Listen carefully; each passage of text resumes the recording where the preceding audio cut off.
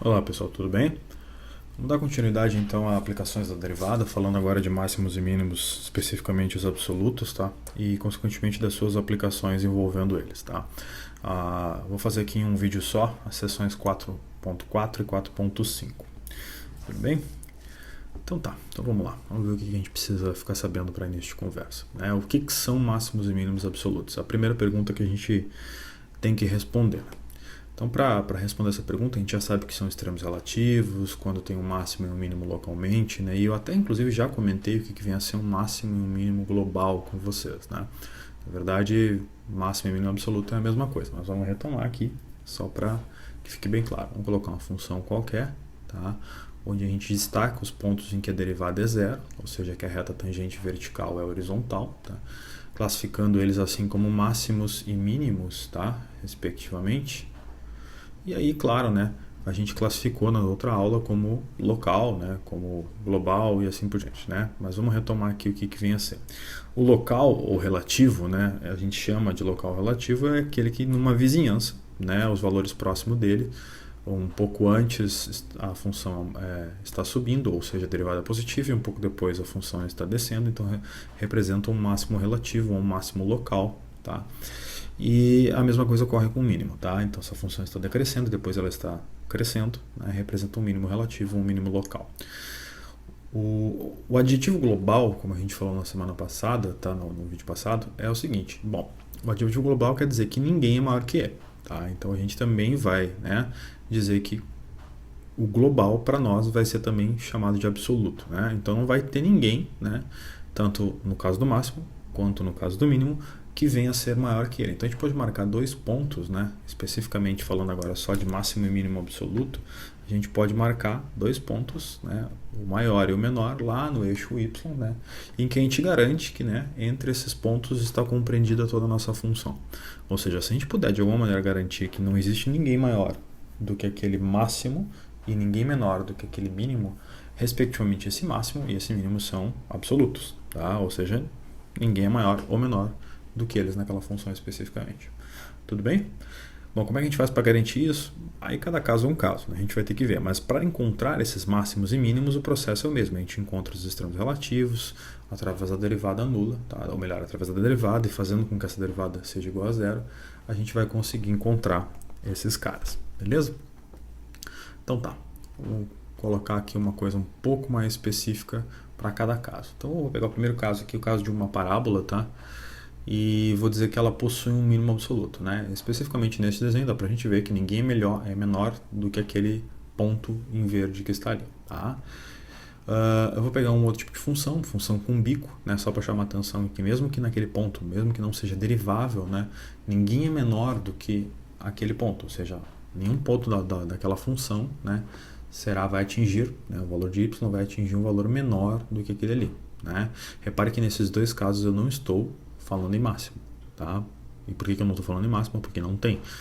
Essas funções elas continuam, né? Que eu desenho um pedaço dessa parábola, assim como essa outra eu desenho só um pedaço dela, tudo bem? Aqui eu vou desenhar uma outra função, né, do estilo de uma cúbica. Ela até tem ali os máximos e mínimos locais, um para cada, né? Mas ela não tem máximo e mínimo absoluto, porque tanto para o lado direito ela sempre vai continuar crescendo indefinidamente, assim como para o lado esquerdo ali, ela vai decrescer, ou ela vai para baixo indefinidamente. Tá? Então ela não possui máximos e mínimos absolutos, possui locais, mas não absolutos, né? Porque sempre que eu encontro um valor dessa função, vou conseguir alguém maior ou vou conseguir alguém menor. Tá? Vou pegar uma outra função aqui um pouco diferente, tá? Essa função aqui com 3 máximos e mínimos, mas nesse caso, tá? Tanto esses máximos e esses mínimos são absolutos. Ninguém vai ser maior que aquele máximo e ninguém vai ser menor do que aqueles dois mínimos, né? Supondo que esses mínimos coincidam, tá? O que acontece aqui? Essa função pro lado direito e pro lado esquerdo dela ali, por mais que não apareça a continuidade, eu estou admitindo que existe, que ela tem uma reta, uma assíntota horizontal, tá? Então acontece que ela vai tender aquele valor e aí por isso ela não vai nem crescer e decrescer mais do que aquelas duas pontas que nós temos ali, tudo bem? Esse é um exemplo muito similar a um que tem no livro. Vamos pegar uma reta, né, só para chamar atenção, mas enfim, né, não possui nem máximo nem mínimo absoluto, né, porque ela tanto cresce, né, ou decresce, se fosse outra reta, mas enfim, sempre vou conseguir achar alguém maior ou menor do que qualquer ponto que eu escolha dentro desta função, tá? E aqui por último, né, eu vou pegar um caso similar ao primeiro, né, uma parábola que vai ter nesse caso aqui um máximo absoluto, né, mas como ela vai sempre tanto para o lado esquerdo quanto para o lado direito, ela vai ir para baixo ou decrescer, como preferirem, né, então sempre vou encontrar, para qualquer ponto que eu escolha, eu vou conseguir encontrar alguém menor, caracterizando assim que não possui, tá, um mínimo absoluto, mas neste caso específico um máximo absoluto ela possui. Tudo bem? Tá bom. Uma coisa que eu não falei no começo, mas né, deixei entender na medida que eu explicava esses gráficos, é o seguinte: essas funções elas são definidas em intervalos infinitos. O que isso quer dizer? Quer dizer que o domínio delas, né, vai de menos infinito a mais infinito. Em outras palavras, né, eu não estou dizendo vai de 0 a 5 ou de menos 10 a 20, enfim, assim por diante. Elas são em intervalos infinitos. O que caracteriza, em outras palavras, né, que a gente precisa saber o comportamento delas quando o x cresce muito ou quando o x decresce muito. Tá? Porque se elas fossem intervalos fechados, o papo era outro. Neste caso, de menos infinito a mais infinito. Tudo bem? Agora vamos analisar, tá, gráficos muito similares, tá? Se estivéssemos falando, tá, de funções definidas em intervalos finitos, tá? Ou seja, em valores finitos. Né? E nesse caso a gente pode falar de valores finitos ou intervalos finitos fechados, aberto para um lado, fechado no outro, fechado para um lado, aberto no outro, ou aberto. Tá? E a gente tem que tomar um cuidado, tá? Porque por mais que a gente saiba o comportamento da função no infinito, ela vai parar em algum momento, ou seja, ela está num intervalo finito. E aí pode ser que ela tenha um máximo que a gente não imaginava. Tudo bem? Tá bom. Vamos colocar aqui de novo, né, 6 situações similares às anteriores, né? E eu vou colocar aqui agora de novo uma parábola, só que eu vou dizer que ela está no intervalo fechado, tá? E esse intervalo fechado vai daqueles dois pontos, né? Daquelas duas retas pontilhadas, como se a primeira marcasse no A e a segunda marcasse no B. Então, nesse caso em específico, eu conheço o comportamento de uma parábola, mas se eu definir ela no intervalo fechado, de A até B, tá? Eu estou vendo ali que tanto no extremo esquerdo ou no extremo direito, ou respectivamente em A e B, ela vai ter valores, tá? Ela é um valor fechado, a função vai alcançar um valor, e esse valor vai ser o maior possível. Então ela vai possuir máximo e mínimo absoluto. Né? Se ela fosse a mesma função no intervalo infinito, ela só teria um mínimo absoluto. Nesse caso ela tem agora também, por estar falando de um intervalo fechado, ou estar definido num intervalo fechado, tá? Finito e fechado, ela tem também máximos absolutos. Tudo bem? Supondo claramente, né, que tanto num extremo quanto no outro coincidem. Tá? Tudo bem? Vou pegar aqui também similar, agora eu vou fazer uma função que começa no intervalo num lado fechado, no outro aberto, ela possui também, tá? Porque no caso fechado ali, ela parou de crescer ali, então, mas ali ela encontra um valor, né? A função é calculável naquele extremo A, por exemplo, né? E ela possui um máximo absoluto, né? Antes ela só tinha um mínimo, agora ela também tem um máximo absoluto. Tudo bem? Vou pegar aqui outra função, agora no intervalo fechado AB, a gente tinha visto essa função também. Só que no intervalo fechado AB, né, ela já tinha aquele máximo e mínimo do meio ali que eram locais, mas agora, né, por estar falando de um intervalo fechado, ela vai ter lá no lado direito, extremo direito, ela vai ter um máximo absoluto e agora no extremo esquerdo ela vai ter um mínimo absoluto. Então ela possui máximo e mínimo absoluto. E veja bem, as funções podem ser as mesmas, mas a definição do intervalo delas ou do domínio que nós estamos trabalhando muda toda a situação com relação a encontrar máximos e mínimos, tá bem?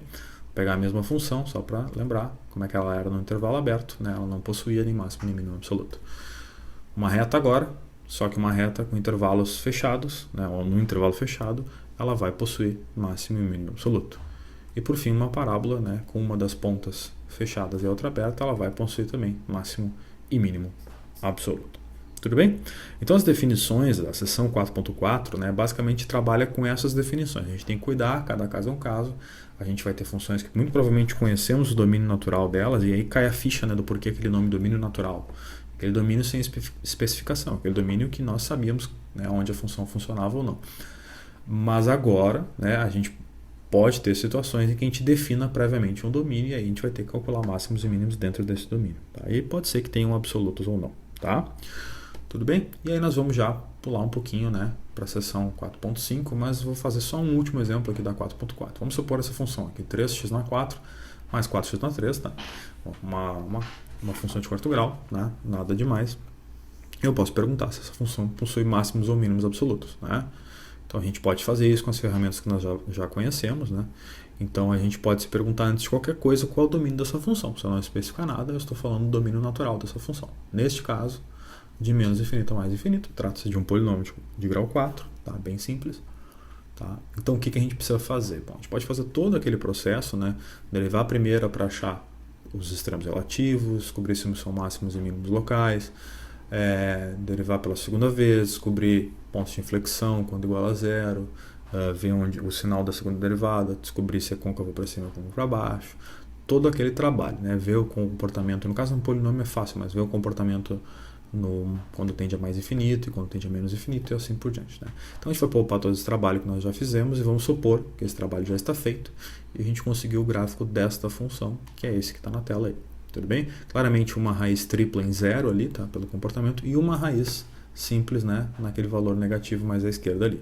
Se a gente fizer a derivada igual a zero, a gente vai descobrir, né, que o valor em zero vai ser zero e em menos 1 também vai ser zero, caracterizando assim, né, os extremos relativos, só que só um deles vai ser mínimo, tá? O outro, porque que esse no menos 1 vai ser mínimo, porque ela vai ter, a derivada vai ter um sinal negativo antes e um sinal positivo logo depois, caracterizando que ela está decrescendo e depois crescendo, tá? Então esse menos 1 é mínimo, tá? No zero não vai ser máximo nem mínimo, porque no zero ela vai estar crescendo antes e crescendo depois, né, como a gente pode ver no gráfico, tá? Então estou adiantando um pouquinho o exercício, tudo bem? Bom, agora para fins de perguntar, ou melhor, responder a pergunta que está lá em cima, se ela possui máximos ou mínimos absolutos, a gente já sabe a resposta olhando para o desenho. A gente vai dizer, ela possui um mínimo absoluto. Porque claramente ninguém é menor do que aquele valor nessa função. Tudo bem? Então eu posso gravar e dizer, olha, essa função especificamente, se a gente fizer limite quando x tende a menos infinito vai para infinito, limite quando x tende a mais infinito também vai para infinito. Então ela não vai ter máximo absoluto, mas sim um mínimo absoluto. Tranquilo? Beleza. Agora se eu pegar essa mesma função, tá, e dizer que agora, por algum motivo qualquer, eu estou analisando esta função, porém, no domínio de menos 3 meios a 1, tá, a coisa muda de figura. Como é a mesma função, tá, eu claramente já sei o gráfico dela, né, vou colocar ela aqui de novo, até troquei a cor, né, mas já sei também que em menos 1 ela tem um mínimo, né, só que agora, né, ela vai ter além do mínimo, né, repare que ela para em algum momento, ou seja, ela começa em menos 3 meios, né, então é um valor fechado, ela vai até ali, assim como ela vai até o 1, tudo bem? Então, no 3 meios negativo e no 1 positivo, né, eu consigo calcular essa função. E eu não tenho nada desta função além, né, para o lado esquerdo do menos 3 meios, tanto quanto para o lado direito do 1. Então ela é neste pequeno intervalo fechado que ela está definida. A pergunta que fica agora, ela possui máximos e mínimos absolutos agora neste novo intervalo, neste novo domínio de estudo? A resposta é sim, tá? Possui. Quem é o mínimo absoluto? Bom, continua sendo aquele valor em menos 1. Só que agora ela tem também um máximo absoluto quando eu calculo em 1. Tudo bem? Então o máximo absoluto agora existe, ocorre quando x é igual a 1. Tá? E para calcular quanto valeria esse máximo é muito simples, é só colocar 1 no lugar do f de x lá. Então vai dar 1 na 4 dá 1, vezes 3, 1 ao cubo dá 1, né, vezes 4, 3 mais 4, 7. Bateria em 7. Tá? Esse aí é o máximo absoluto desta função definida nesse intervalo fechado de menos 3 meios ou menos 1.5, como preferirem, até 1. Tudo bem? Então assim, o gráfico é a mesma função, é a mesma análise, é toda igual, porém, quando a pergunta é máximo e mínimo absoluto, a gente tem que ver onde ela está definida. Se é no intervalo fechado, finito, ou se é no intervalo infinito. Tudo bem? Isso muda tudo. Tudo bem, pessoal? Então tá, vamos para a seção 4.5, que é as aplicações propriamente de tudo que a gente está falando. Então vamos lá. Então, antes de eu falar de aplicações, eu preciso dizer duas coisas. Quando a gente vai falando de aplicações, obviamente nós estaremos falando de intervalos finitos ou infinitos. Aí depende do problema, depende da aplicação em específico que nós estivermos trabalhando. Vamos trabalhar primeiro aqui com intervalos finitos, tá? O que vem a ser esses intervalos finitos? Vamos ver. Existem vários problemas, tá, que a gente vai trabalhar, ou que a gente pode trabalhar nessas aplicações. Um dos problemas mais famosos, e talvez sempre o primeiro a ser apresentado, é o famoso problema do jardim. Né? Qual é o problema do jardim? Vamos supor que a gente deseja projetar, tá, uma área retangular para cercar esse jardim, tá? E a gente dispõe, tá, de 100 metros lineares de cerca. Em outras palavras, eu tenho uma cerca, pode imaginar uma cerca de arame, que eu tenho 100 metros dela, tá? E eu quero criar essa área retangular, tá? De maneira que, né, tenha a maior área possível. Só para lembrar, né, uma área retangular, né, base vezes altura. Tá?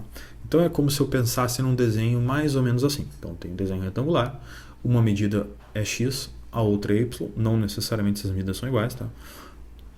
Podemos ver depois se elas vão ou não ser iguais para que tenha área máxima, mas o que eu quero dizer é que uma a gente vai supor num primeiro momento diferente da outra. Tá?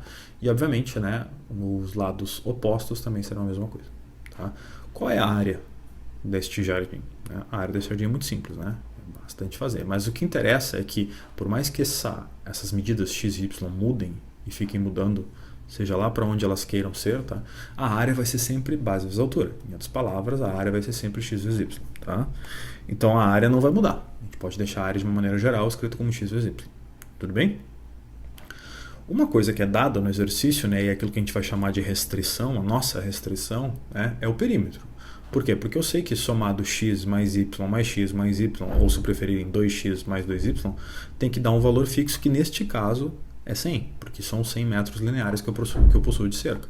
Então eu posso dizer que o perímetro é 2x mais 2y, tá? Todos os lados somados, dando igual a 100. Tá? Beleza, então eu já tenho aqui uma restrição, uma área que eu quero maximizar. Tá? Então algumas coisas eu já posso começar a trabalhar. No cálculo 1, tá, a gente vai trabalhar sempre com funções de uma única variável. Então eu quero muito que a minha área dependa de uma única variável. Neste caso eu tenho duas, né? Tenho x e y. Né? Mas nada me impede, né? Usando a restrição que eu tenho, tá? De dizer quem é y em função de x ou x em função de y. Tudo bem? Então eu poderia, por exemplo, aqui começar a reescrever esse perímetro. Né? Poderia dizer que isso aqui é isolar aquele 2, dizer que isso é igual a 100. Passar esse 2 dividindo, eu vou ter x mais y igual a 50, e por fim posso dizer que y é igual a 50 menos x. Né? Então, se eu quiser um em função do outro, eu consigo. Isso tudo porque eu sei que o tamanho da minha cerca é fixa. Tá? Bom, então tá aqui o meu problema, eu já sei que y é 50 menos x, e se eu agora quiser reescrever a área vai ser x vezes y, tá? Só que y é 50 menos x, e aí eu escrevo x vezes 50 menos x. Tá? O que me caracteriza, agora sim, uma área ou uma função, né, de uma única variável.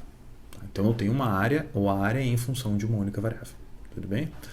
A pergunta que fica, tá, e aí por isso vem os intervalos finitos, né? Qual o domínio dessa função a de x? Ou qual o domínio, né? Quando a gente fala em domínio, a gente está falando de x. Quais os valores que x pode assumir? Consequentemente, nesse caso, se a gente descobrir quais os valores que x pode assumir, a gente vai descobrir também os valores que y pode assumir. Tudo bem? Então, tanto x quanto y, tá, eles podem ser no máximo um valor. Eles não podem ser infinitos, né, até porque a cerca só tem 100 metros. Tá? Mas a gente pode pensar em algumas coisas. Tá? A gente tem a área em função de x e a gente tem, né, o produto, né, de uma área. Pensa comigo, o produto de uma área que tem que ser, a área é positiva. Né? Então, as duas parcelas deste produto, né, x vezes o que está no parênteses, tem que ser, tanto o que está no parênteses quanto o x tem que ser positivo. Em nenhum momento eu imaginei que x tem que ser negativo, não existe medida, né, alguma coisa métrica negativa. Então eu sei que x tem que ser maior que zero, com certeza. Podendo ser zero, pode ser zero? Pode ser zero. Eu vou ter cerca igual a uma área igual a zero. Se x for zero, y vai ser 50. Eu vou ter duas linhas de 50 verticais, né, uma linha horizontal que não vai existir praticamente, e 50 mais 50 vai me dar a soma da cerca linear 100, mas a área é zero. Então x pode ser zero, não tem problema nenhum. Tá? X pode ser 10, pode ser 20, pode. Tá? O que x não pode ser? X não pode ser maior do que 50.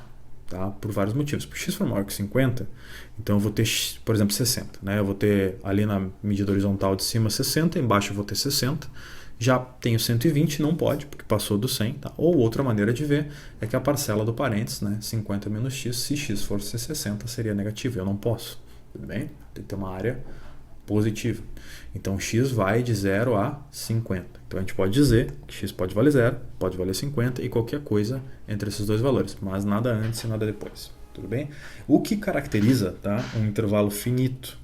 Tá? Então, se eu for analisar máximos e mínimos aí, eu vou pensar num intervalo finito e, consequentemente, valores entre 0 e 50. Tá bom?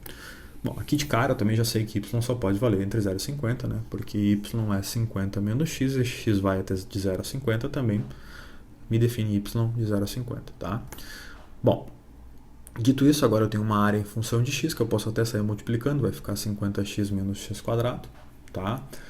E que bom, se eu quero saber quem é o máximo ou o mínimo, no caso eu quero saber o máximo, mas enfim, eu vou atrás de um extremo relativo, e para ir atrás de um extremo relativo eu preciso derivar. Tá? E a derivada da área vai dar 50 menos 2x, e quando eu igualar isso a zero, né, fazer a derivada igualando a zero, isso vai ter que, eu vou ter 50 ali, a linha de x igual a zero, tá? Não a linha de zero, saiu errado ali. É a linha de x igual a zero, tá? Então, quando eu igualar a zero, eu vou ter 50 menos 2x igual a zero e, consequentemente, x igual a 25.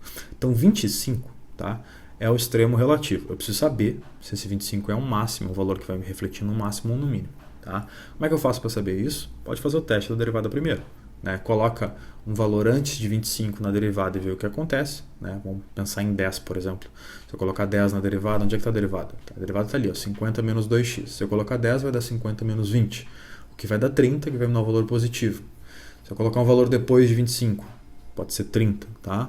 Então vai dar 50 menos 2 vezes 30, que vai dar 60, vai dar menos 10, vai dar negativo. Quer dizer, então, que ela cresce antes do 25 e decresce depois do 25, logo 25 é um ponto de máximo.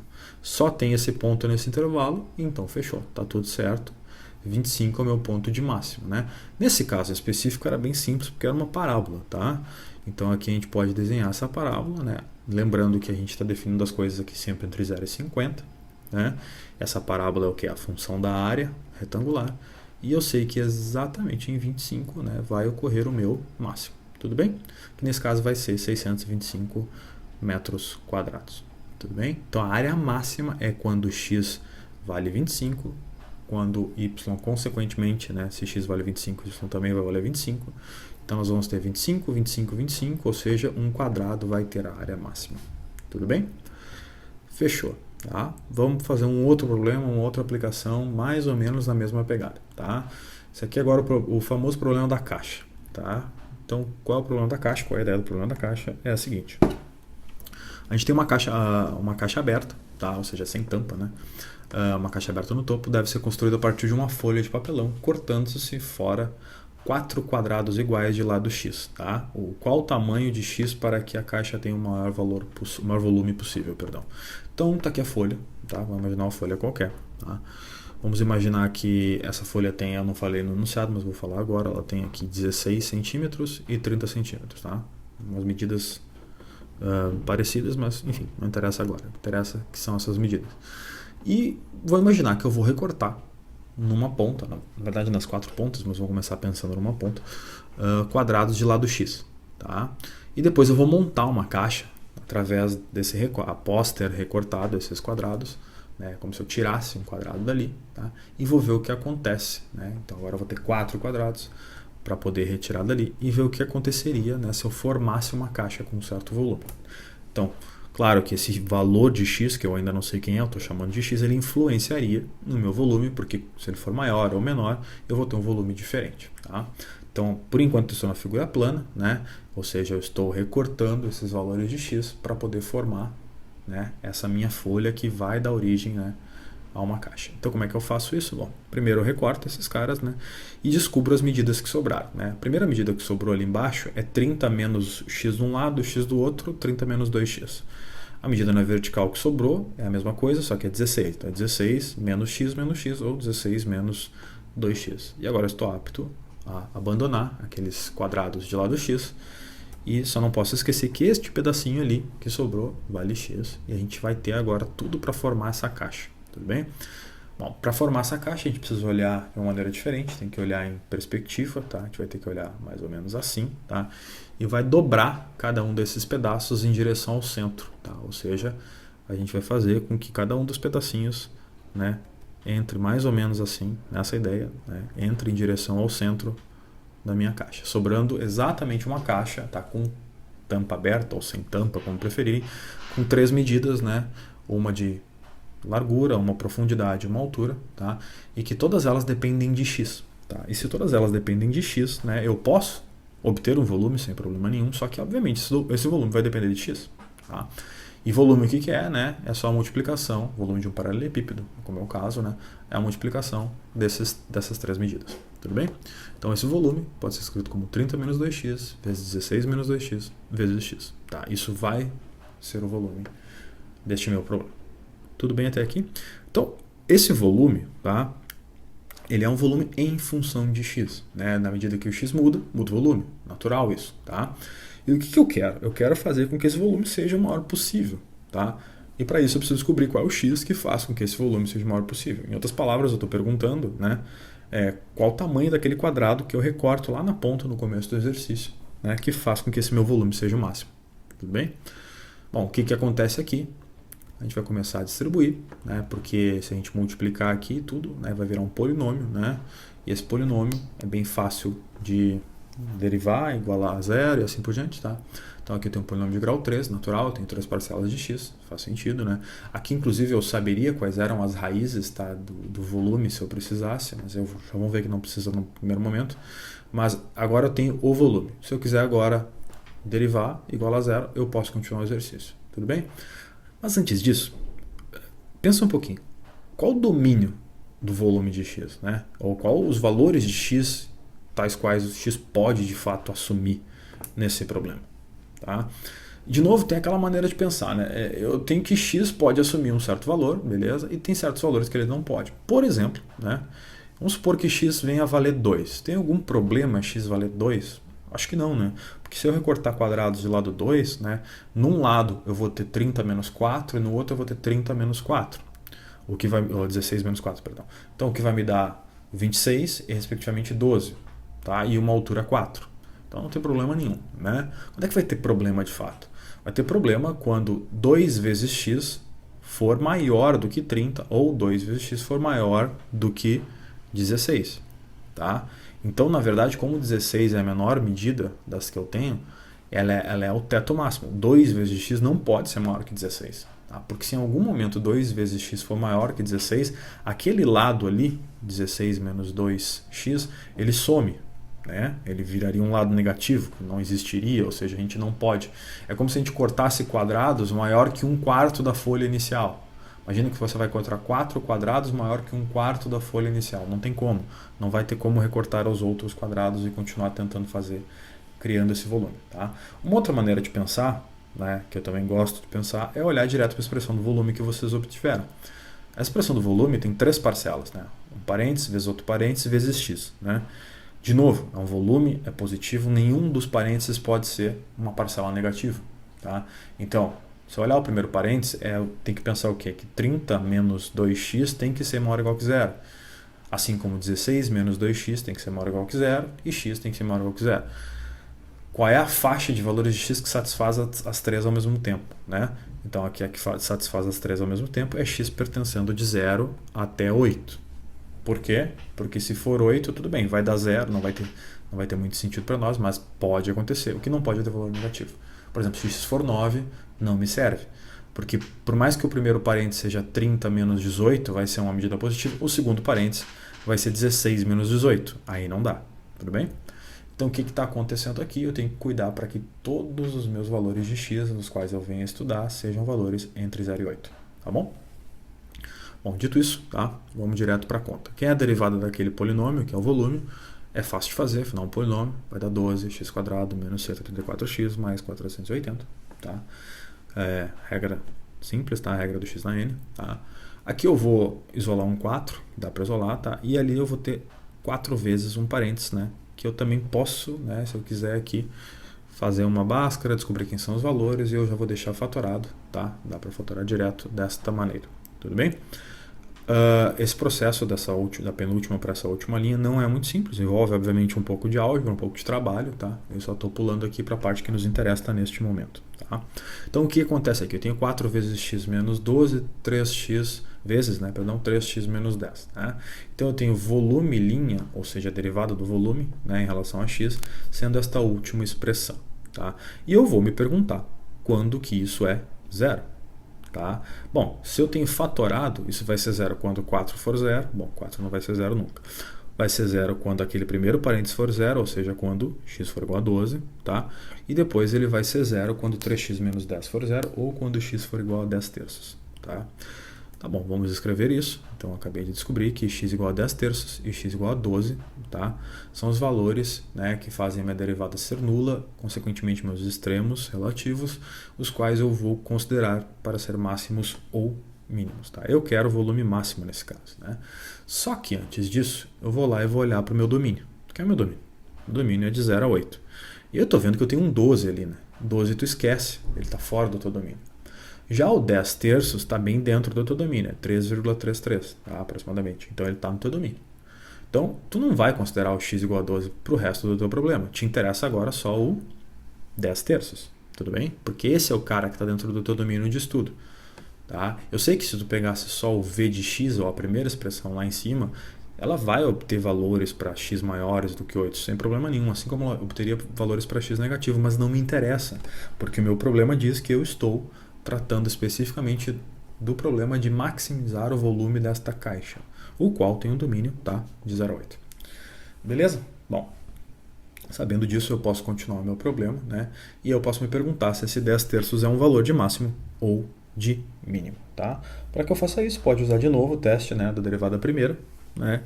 E a gente vai pegar um valor ali antes de 10 terços, né? Que é antes de 10 terços é simplesmente qualquer valor menor, que pode ser o 3, pode ser o 2, pode ser o 1, tá? Tanto faz. Vamos pegar 1. Se tu pegar 1, quanto vai dar a tua derivada, né? Se tu pegar 1, tu coloca 1 no lugar do x, ali vai ficar 4. Olha para a última expressão. 4 vezes 1 menos 12, depois vezes 3 vezes 1 menos 10, né? Então vai dar menos 11, menos 7, né? Então vai dar um valor positivo. Menos com menos vai dar positivo. Quer dizer o quê? Quer dizer que antes do 10 terços, esta função está crescendo. Tá? Agora pega um valor depois. Tá? Se tu pegar qualquer valor depois do 10 terços, vamos pegar o valor, sei lá, 5. Tá? Então se eu pegar o valor igual a 5, vamos ver o que acontece. Tá? 4 vai dar 5 menos 12, que vai dar menos 7. Tá? Depois tu vai pegar 5 vezes 3, que vai dar 15. 15 menos 10 vai dar 5. Tá? Então vai dar mais com mais vai dar negativo. Então ela está decrescendo depois dos 10 terços. Então quer dizer o seguinte, x igual a 10 terços, tá? É um valor, tá, de máximo. Por quê? Porque ela cresce antes e decresce depois. Então no intervalo de 0 a 8 eu vou ter uma função mais ou menos assim. Tá? Na verdade é uma função cúbica, tá? Ela continuaria, eu só vou desenhar de 0 a 8, né? Não tem necessidade de desenhar o resto, mas ela vai ter bem no 10 terços, né, um valor, né, que vai ser o nosso valor de máximo, porque a gente acabou de ver pelo teste da primeira derivada que ela cresce antes e decresce depois. Para analisar aqui essa concavidade e tal, daria também para fazer, sem problema nenhum, né, a derivada segunda, né, mas para fins de estipular quem é o valor máximo, o valor que faz o volume ser máximo, não precisa. Tá? Então aqui eu sei que vai ser 10 terços, se eu colocar o 10 terços lá em cima no v de x, eu vou conseguir calcular um valor, especificamente vai ser 726, tá? Nesse caso, como é centímetros, vai ser centímetros cúbicos, tá? Então o que acontece aqui? O 10 terços é o valor de x, tá? Que faz aquele volume ser o máximo possível. Se eu pegar um pouco antes, ele não vai ser o máximo, se eu pegar um pouco depois, ele não vai ser o máximo. Lembrando sempre que não vai poder pegar valor antes de 0, nem depois de 8. Tudo bem, pessoal? Tranquilo, né? Dá um pouco de trabalho, mas essas são uma das inúmeras aplicações, tá? Com o que a gente aprende no cálculo, né? Com essa coisa de analisar máximos e mínimos em intervalos finitos. Tudo bem?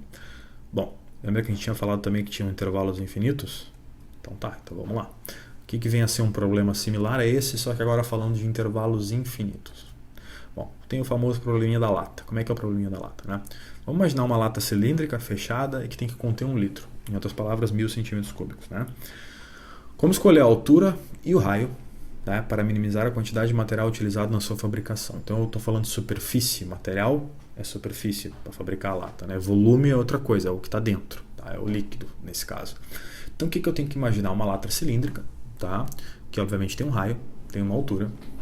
Em se tratando de um cilindro, eu sei as medidas tanto de volume quanto a área de superfície, né?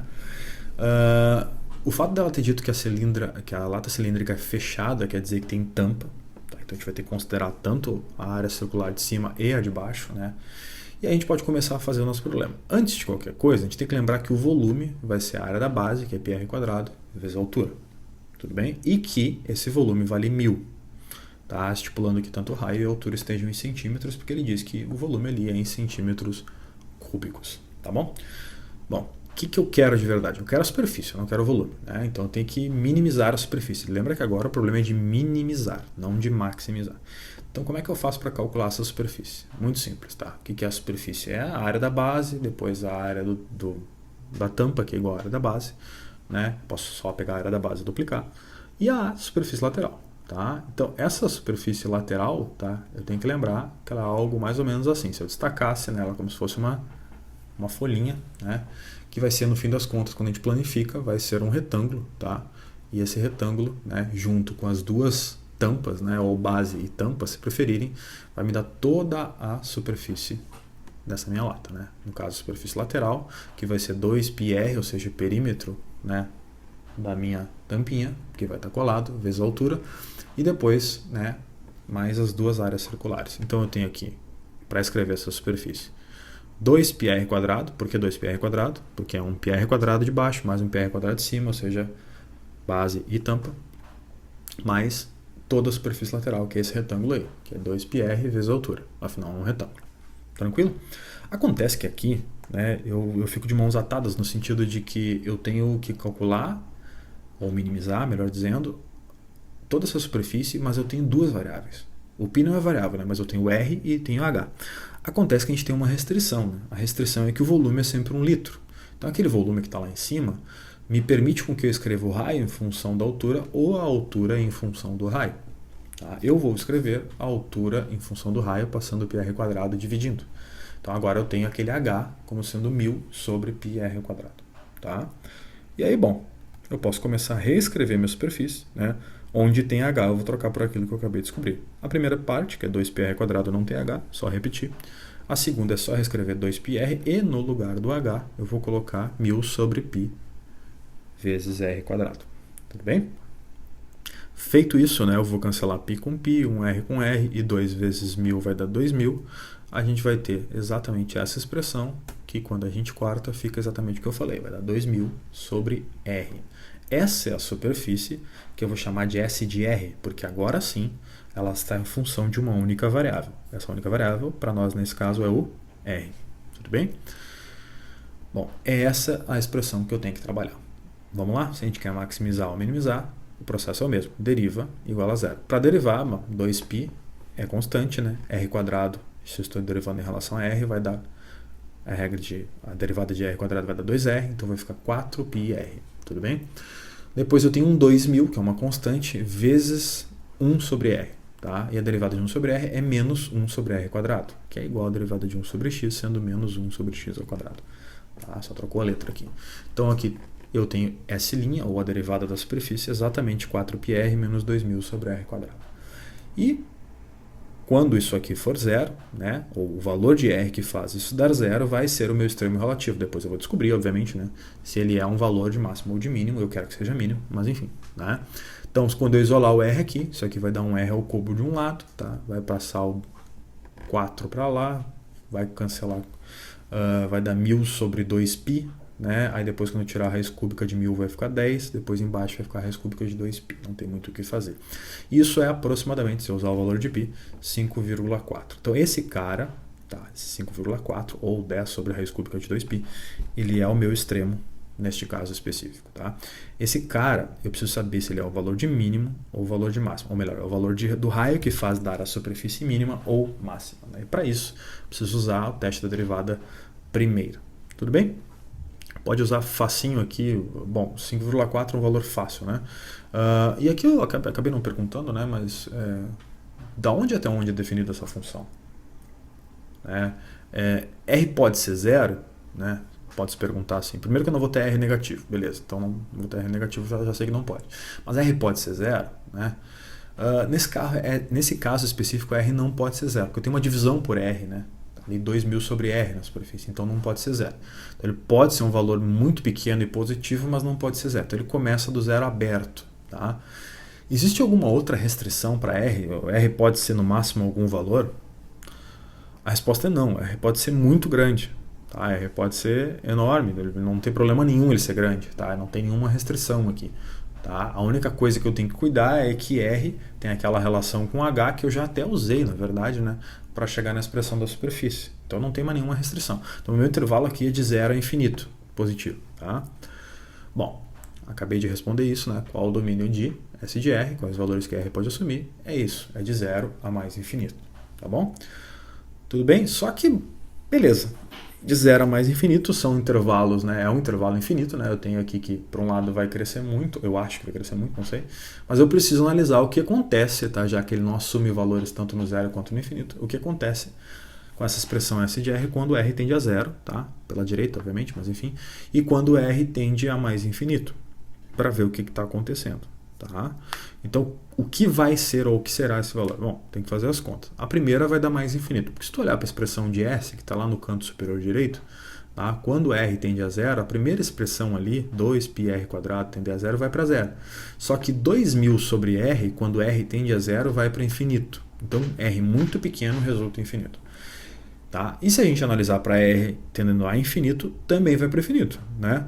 Porque a primeira expressão 2πr², quando R vai para infinito, vai sim para infinito. E a segunda expressão vai para zero, porque 2000 sobre algo que vai para infinito está indo para zero. Então, infinito mais zero, infinito.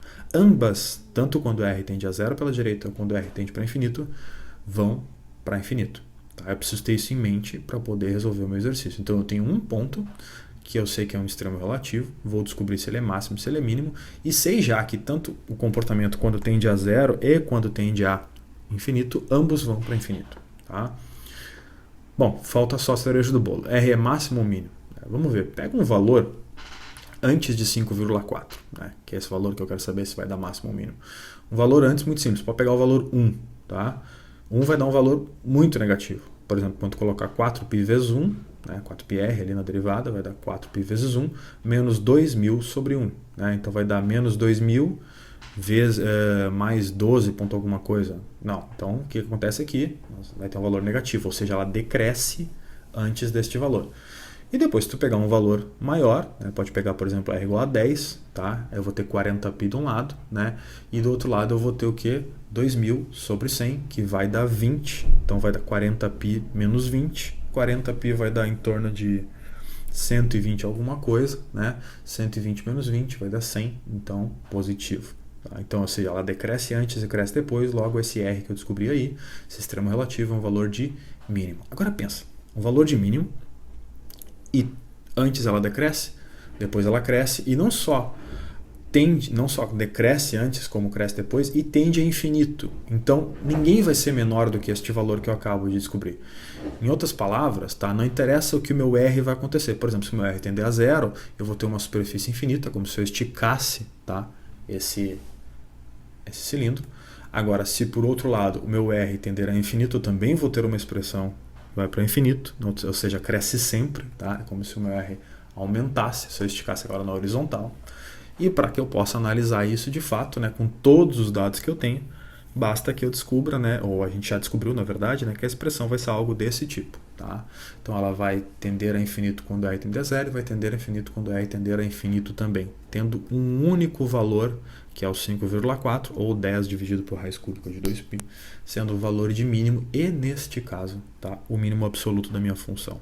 Tudo bem? Nesse caso, se a gente colocar lá na função, vai me dar uma superfície de aproximadamente 553 centímetros quadrados. Tudo bem, pessoal?